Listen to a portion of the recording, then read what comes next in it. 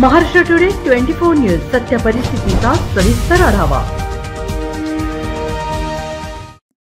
केंद्रीय गृहमंत्री अमित शाह यांनी डॉक्टर बाबासाहेब आंबेडकर यांच्या संदर्भात केलेल्या वक्तव्यावरून 2 दिवसापासून विधिमंडळाच्या बाहेर विरोधक चांगलेच आक्रमक झाले आहेत।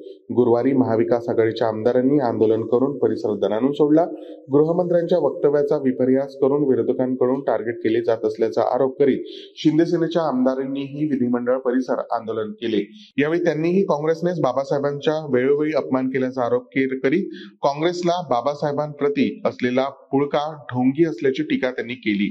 विधान परिषदेचे विरोधी पक्षनेते अंबादास दानवे, उद्धव सेनेच्या नेत्या आदित्य ठाकरे, काँग्रेसचे प्रदेशाध्यक्ष नाना पटोले, शरद पवार गटाचे रोहित पवार यांच्यासह विरोधी पक्षांच्या सर्व सदस्यांनी संविधान चौकात बाबासाहेबांच्या पुतळ्याला माल्यार्पण करून विधान भवनात मोर्चा आणला। विरोधकांचे आंदोलन आटोपताच शिंदे सेनेच्या आमदारांनी विधान भवन परिसरात आंदोलन केले। Maharashtra today Marathi bureau report, Nagpur. आजच महाराष्ट्र टुडे 24 न्यूजला सबस्क्राइब करा आणि सत्य परिस्थितीचा सविस्तर आढावा पहा।